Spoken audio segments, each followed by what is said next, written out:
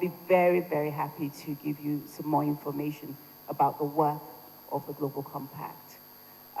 We are coming to a swift close so that we can all go and watch this exciting match between Senegal and Ghana, amongst other things. And so I would like to call on Mr. Folusho Phillips and Ms. Joby Makinwa to come and give the closing remarks and end the event. Thank you.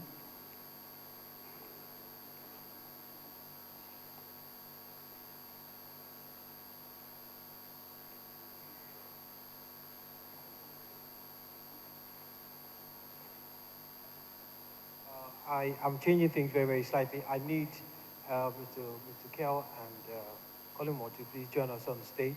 What we're just going to do is just have them give the closing remarks. I think we've talked about a lot of issues today, and just as a way of wrapping up, it's like saying that those who have had various things to say to take this opportunity to have sort of like closing remarks. But whilst we're doing that, let me just 2 seconds. I have a question that I hope would help us to wrap these things up, and it's about how we deal with African politics. Whether you have any comments on that, because it's a part of the realities that we face on the continent is that whilst we deal with all these sustainability issues, we know politicians tend to, well, we feel they get in the way, or we feel we're not speaking the same language. I just wondered, you know, with anybody here, what your comments and thoughts are on dealing with African politics. Do you understand what I mean? Okay. Collaboration. It's never too late to start all over again. I think the hope and the entrepreneurship and the drive and the good intentions are all there.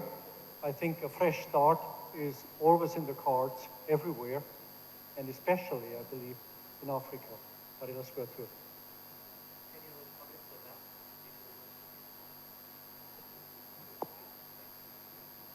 I would extend the question slightly and talk about policy. And often the politics is very difficult to manage or even to swallow if the policy environment is uncertain.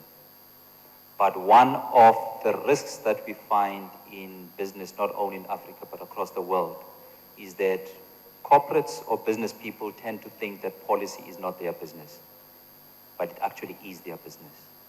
If they get involved in drafting and generating the policies that they want, that are ideal for what they want to achieve as corporates, then the politics will be a secondary issue. Thanks very much. And I guess that sounds very much like the type of thing that the Nigeria Economic Summit Group tries to do in terms of policy and then advocacy to follow. But whilst you want to answer that, could we also add to it, where do we put the African Union, NEPAD, ECOWAS, and all those other institutions or regional groups that exist? How do we lock into them whilst you're dealing with the question of politics? So I see you've got the microphone ready to say something. Yeah. First of all, I would like to say that African politicians are not more corrupt than European politicians or American politicians or Japanese politicians, etc., etc. The difference is the institutions. That is, we don't have in Africa the institutions that will ensure enforcement of the rule of law and accountability. Why does somebody steal money? Because he's convinced that nothing will happen to him. But when you know that if you steal, you will be caught and you will be sent to jail, then you think twice. So that's the difference. It's the institutional difference, because the opportunities exist here which do not exist elsewhere. Elsewhere you have the laws, you have independent judicial system, you have the institutions anti-corruption, you have strong civil society, you have the free press, etc., etc. Here we are beginning. It is coming. So I wouldn't put the blame on the African politician, but on the African institutions, which really are weak at this moment. The international regional organizations definitely have a role to play, provided they focus more on the essential mission. Why, in my view, is the African Union failing?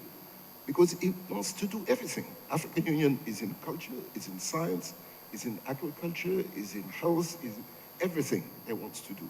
If they were just focusing on security and human rights protection, that will be maybe improve their ability to deliver, Okay. and then delegate the rest to regional organizations.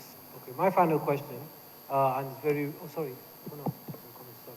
Well, I just want to say that the politician is also an African. Therefore, we should just ensure that he used the word collaboration. I think is engagement and participation.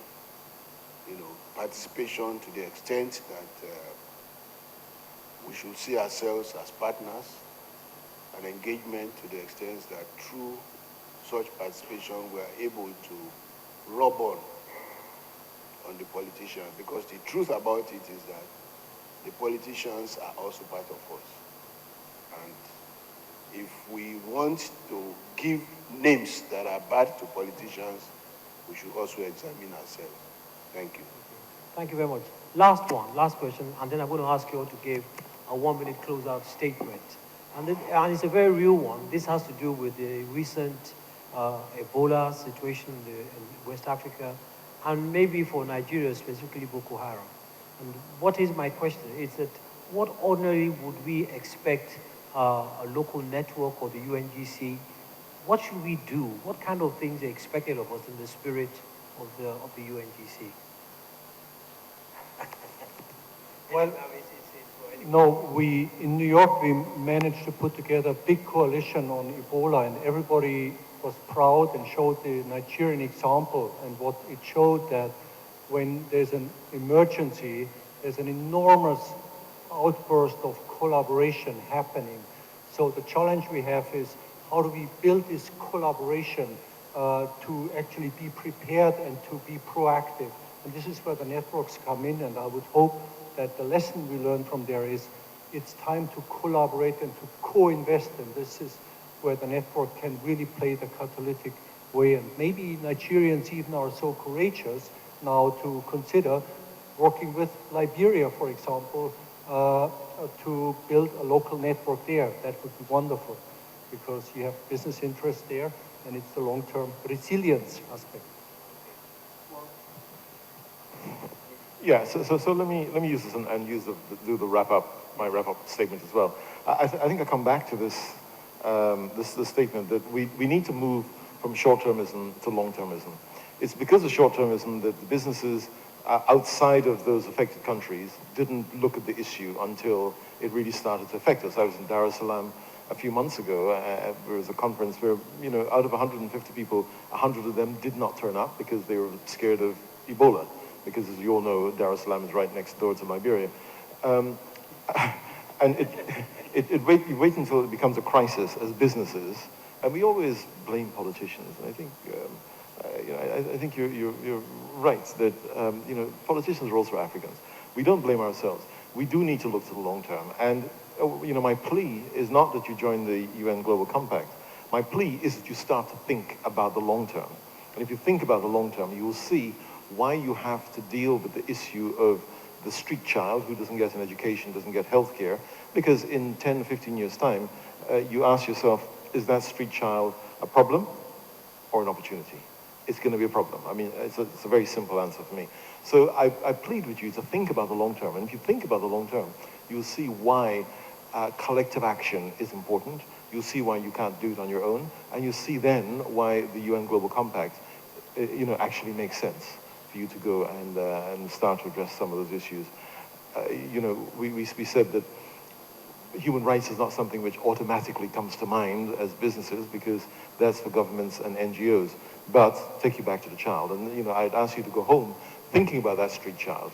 And if you can think about the street child, you'll see why you have to deal with climate change, why you have to deal with human rights, why you have to deal with labor rights. And don't wait for another Bangladesh to happen before you start to think, oh heck, we need to deal with this issue.